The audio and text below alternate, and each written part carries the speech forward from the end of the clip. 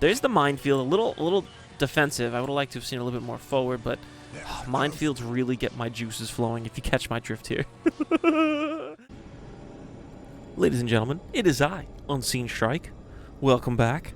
It's been a hot minute. I've got free time now, and I know this always happens. That's why I'm Unseen Strike. It comes and it goes. That's fine. I was uploading these onto another channel. We're going to try it here. We're going to see what happens. I want to get some social media going, the whole nine. We're going to do it right, I think, this time. I think that's what we're going to do. We're going to hop right into the game. We're on Blood River with Eldar versus the Guard. All right, we're going to jump right in. It has been a hot minute. I do want to finish uploading some other stuff on this channel. We do have a North Guard campaign that's been left to languish in the dust, and I do apologize for that. So we're going to finish that at some point. I do have the 2 videos. I'm testing this now. I'm just doing this one video. We're going to see how it goes. I want to see how long it takes me to record this, edit it, make a couple clips, post it out everywhere, and get the hype going again, and get back into Dawn of War. It's been about 3 months since I've played Warhammer 40k Dawn of War, and that's got to change. I miss Dawn of War. I miss it a lot. This is one of my favorite games.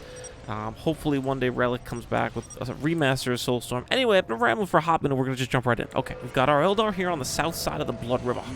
And they're going right into Dark Reaper. I believe I saw... Alright, we've got Double Guardians and Fleet of Foot. On the north side of the beach of Blood River, we've got the Guard, Giant Balls Command Squad coming out. A lot of rectangles going on. I hope everybody brought their geometry notebooks today. Guard doing the standard. I have seen a few games, quite a few actually games on this map, where the move is to get out here first to get this relic. Not sure how that would work with Eldar, just with Fleet of Foot, and if the Reapers catch you in the wrong spot, you're game over. So we're going to keep an eye on that. Let me bring that back real quick. Eldar almost done with that Fleet of Foot, about 50%. We're at about a minute, so let's assume it's done by about a minute 45, 2 minutes. You could have some angry Dark Reaper boys here. Maybe you preemptively send your Guard squad here with a worker to automatically build this. Command squad going Priest first. Very interesting. Generally, I prefer Psyker first. I like the ranged single target DPS the Psyker can provide, and it'll help pick off some Dark Reaper models in situations like this where Dark Reapers are going to command this area. And you could rush your Commissar forward. They're going to take a lot of damage. There's that Fleet of Foot proc, and he's gone. 1, 2, 3. Worker getting a nice free build there. Relic still not done. South side, Guard Commander poked in a bit too far. Dark Reapers see this now, and there's not much they can do about it. The Guard, they got to retreat. And the Guard Commander does not want to be back to this corner. No, I know you've got huge balls. You don't want to sit here and stand in this trade. Oh, did he push the Reapers away? He did. We're in the terrain now. That's how intense this is getting. Reapers commanding field on this other side. Guard squad, command squad does not want to push the river here. Meanwhile, over here on the left, Commissar posing up with his boys here. They're going to get ready to push. He did just miss the window to kill that LP being built. Maybe he can get a worker or two. He does. The one advantage of this, he sees the entire Eldar army. There's that single target shock now. Immediately kills a model, and that's why I prefer to get the Psyker first. When you get the Psyker first, you get the shock a little bit quicker. And now it's on a cooldown for quite a while. His command squad's going to get ravaged here. Eldar are just so much more superior on the movement phase. I would have loved to have seen a minefield preemptively, but on the south side, Guard taking a quick little tour. Dark Reaper has to pull one squad off. Command squad can take the trade here, but that Psyker's not in cover. He picks a Guardian model up. Don't lose any good models, especially the Psyker. The Psyker is such an investment at 80-40 power. That really does slow you down to lose it. I feel like he's missing an attempt here. He could come over here and try looking for workers. Maybe he's fainting it out. Don't waste your time with this. Just go deep, go big, or go home. Stop this generator from going up for free. Psyker gained a little bit of health standing next to Commander Big Balls. He's inspiring him with nice words. Guardians thought about capping the mid, and they decided not. I like this turret. I'd love to see it a little bit more forward here. At this point, if you engage this turret, you can get to the LP. It's really not as defensive as you think it is. Guards here need to retreat immediately. Dark Reapers roll up out of nowhere. Plasma Grenade. Beautiful throw on this Plasma Grenade. Absolutely beautiful. Guards going to be dropping bodies left and right, and they're going to have to flee. As long as the Commissar survives, though, we're in good shape, and they do. 3 models dangerously low. Meanwhile, on the flip side, Command Squad taking a little bit of a shellacking there from these Dark Reapers. He needs to be extremely careful. I don't think at this point it's worth it even to stand remotely close. You're going to lose potentially 2 Command Squad models. Oh, it's going to be close. And he does the right thing. Hop him inside, call it a day. Meanwhile, down the mid, Eldar looking pretty superior. Eldar now at triple gens, guard at triple gens. That's usually not something you see. Is the guard player going to go for an armory? If you're going to see triple gens like this, normally either multiple upgraded LPs in armory. Tier 2 is a little bit delayed when you go this many gens, but you're going to have a little bit more power going into Tier 2.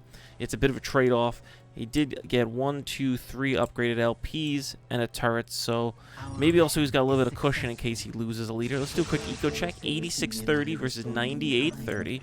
So guard actually is a little bit more income on the requisition. Eldar are going to have more critical locations. They're going to go and capture 2, the far right and the mid. And the ball game is now in the Eldar's court. Normally with Eldar, they're going to set the pace of the game, in my opinion.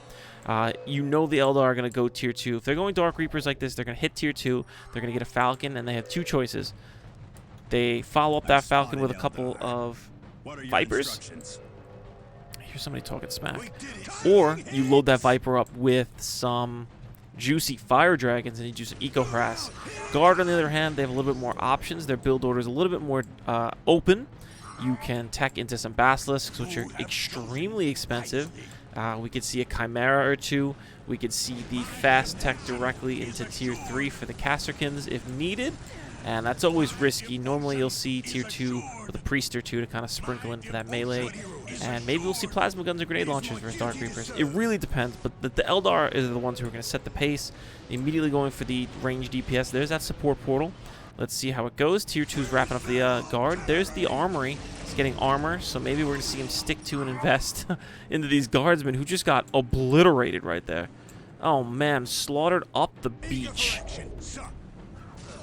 Meanwhile, guards commander on here in extreme danger to these guardians. He needs to stop moving and just shoot. He could kill them all right now. Reapers, as you can see on the left here, they're running over. They sense blood in the water.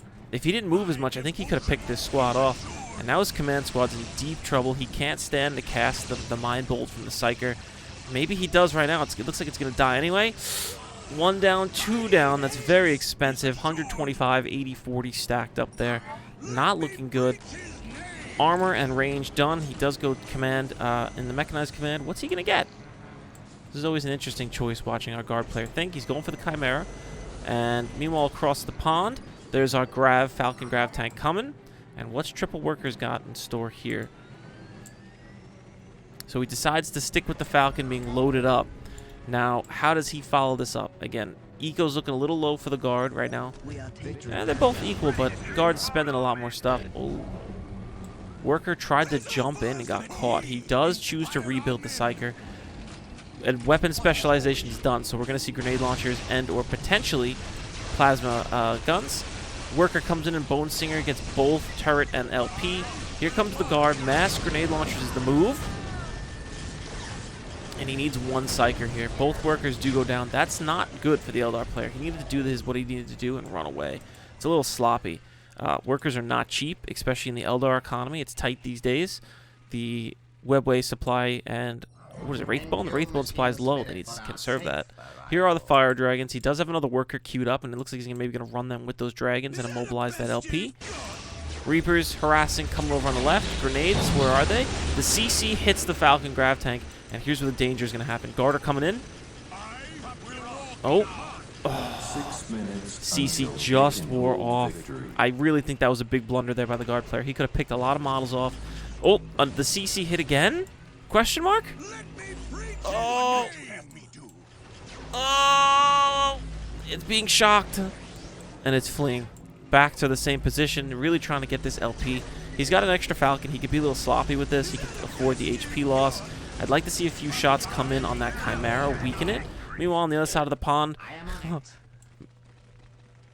our boy here from Mars representing, trying to keep these Fire Dragons away. Grenade comes in. Beautiful grenade. A little bit of a waste in my opinion, but now this LP's in danger. Does the guard player react? And this is how you want to play Eldar. You want to keep your opponent guessing what's going on. Second Chimera comes out. Don't want to lose this worker, but he is buying time. And time is very valuable for the guard. Guard is very much a late game faction. He doesn't need the worker and the LP too much. He just needs to either pick off 1 or 2 of these Eldar feint attacks. Whole Eldar army is now over here, and the guard player can't safely engage this much Eldar.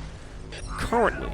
Even with the grenades, he needs to be played real safe. Sentinel now out. That's going to definitely help snipe. He needs to repair up that LP. It's got a little smoke going on in there. Guard are here. Execute.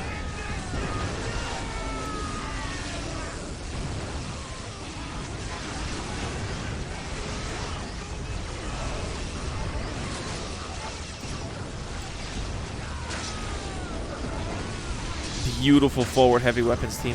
Very risky, but it is cool to see. A lot of Eldar went down there. Fire Dragon somehow got on the back line here. Looks like one entire squad of guard was wiped there, but it was worth it. Eldar much more expensive to reinforce. Warp Spiders coming back in for round 2, but there's still a heavy weapons team. They jump back out, and look at the carnage. Guard are just going to reclaim their land. We have one whole guard squad went down there, and the priest is just giving them some last rites. They died for the glory of the Emperor. His light will guide them to the afterworld.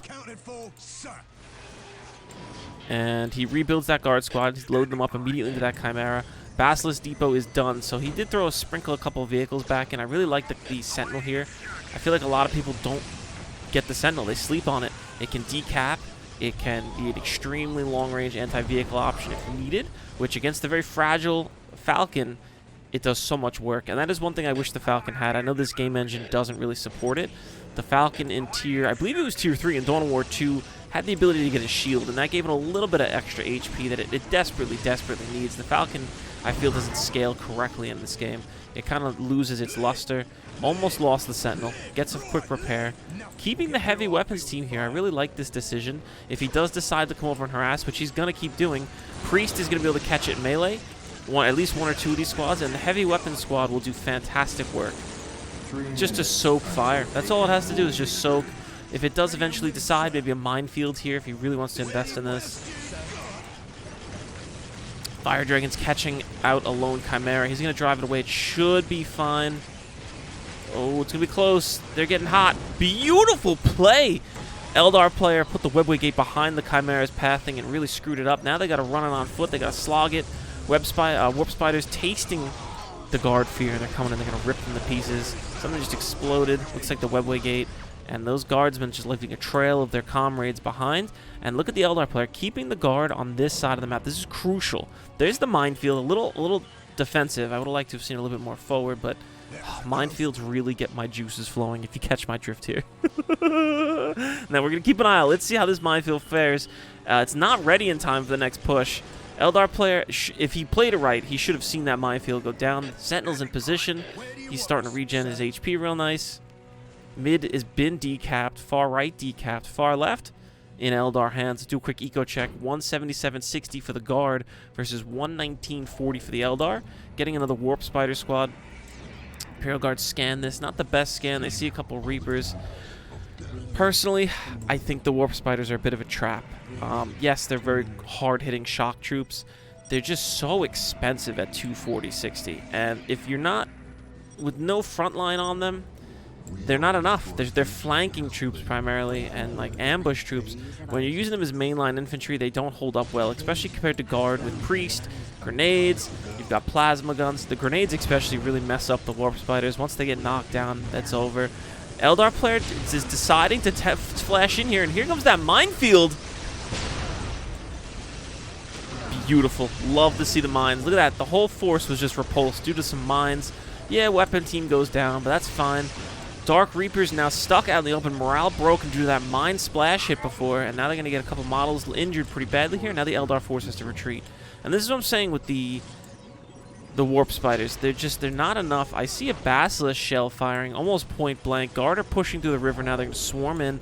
Eldar armor just got upgraded. That's key in my games played with Warp Spiders. Getting that armor upgrade is a little bit more important than the range DPS. Helps them sustain in the fights. They have up to 3 jumps, I believe, but it's on a really long cooldown. So they just jumped in. They got to kind of play it safe back here. And this is going to give the Imperial Guard player some time to kind of muster him up. He is now in Tier 3. Does he go for the Tier 3.5 Mobilize for War upgrade? Let's see his money situation. He doesn't have enough money yet. It's 340. He did get his Castrican, and the clock is now ticking for this Eldar player. And this is the problem with this build.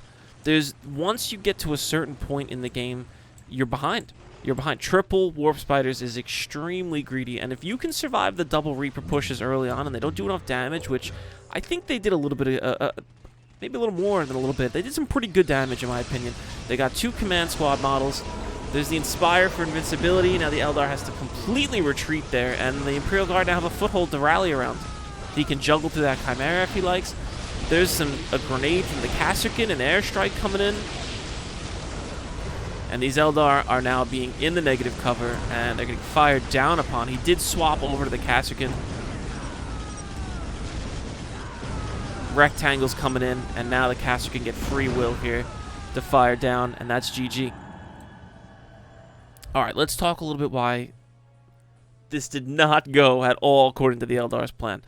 Again, I think the Eldar did really well here. When he picked up 2 models off the Guard Squad commander in the beginning, that's fantastic. And then he kind of got stuck over here. He kept kind of getting ground down. If you see, listen, if you get lucky and you pick off a bolter turret once and you get this decapped or destroyed, I think you're good. I think let's shift focus. He knew there was a heavy weapons team here. He knew there was the potential for guard infantry here. Let's stop poking here, or maybe keep, and that's where the Viper comes in. The Viper's got pretty long-range missiles, albeit they're pretty bad. I don't advocate going mass Vipers, but I've seen it work where if you get a Viper here, maybe you start shooting this way, or maybe let's put a webway gate here and a minefield here, and let's lure the Imperial Guard this way. Let's lure them down and out of their strongest position. The Eldar aren't the most defensive faction, but they're very mobile. We saw multiple times we were swinging all the way left to mid to right. Maybe focus on the right a little bit more. And when you have this defensive position here, or outpost to stage an attack from, now the Imperial Guard player, let's just pretend we're playing from the Guard's position. If we rotate the camera around, oh, how often do we look at the game from this position? Let's just pretend we're the Guard player, and oh, we're fighting over here. And again, normally the Guard player also has the camera like this, but we're role-playing. We're role-playing as high command. And we see, all we see on the mini-map, let's just pretend, and we can't because the game's over. Maybe we just see this area here. We don't see in the fog of war, but we see missiles coming out maybe. We see a Guardian squad or 2 here, just on the peripheral. And we kind of have to keep our forces in the middle, maybe more to the right a little bit. Maybe we invest in a second turret here. That's a big deal. Now you're forcing the Guard player to kind of be unaware of what's going on. And I don't know what happened to the second Falcon. We did see 2 at some point. I would assume it got shocked by the Psyker. Let's invest in a Farseer. Guide, Psychic Storm, Mind War. There's quite a few abilities that I think it gets overlooked by the Farseer and the Eldar community in favor of triple Warp Spiders in Tier 2. And I really think the triple Warp Spiders, when it works, it's awesome. Let's pretend that minefield wasn't here in this engagement, and maybe I'll do some fancy editing and put like an instant replay here or somewhere over here. I'm going to try today. I'm going to try. Let's make this video cool. For the first one, we're going to try, instant replay action, bam. You're seeing some just devastation here. Just imagine if this fight was protracted a little more and we had Guide here on the Farseer, and we pulled back a hair and now the Guard pushes back, and then we jump the Warp Spiders in on the side and we cut them down here. Now they have that less turret support here. They have 1 less turret, 1 less heavy weapons squad. Maybe we pick a vehicle. He did try. He ran the fire dragon on the flank, but this is a devastating choke. Negative cover is really scary. And once you let the Guard get Kasserkin and enough Chimeras and such, it's GG. So really nice play by the Guard player, really solid. Obviously, we expect nothing less from Rhesus. I don't know who this Eldar player was. I think he played pretty well, maybe a little safe. But that's the Eldar meta. So that's a perfect cookie-cutter Eldar build. And if you play it like the Imperial Guard player, you'll come out on top every time. So it's been Unseen Strike, and I hope to see you guys on the next one. Unseen Strike out.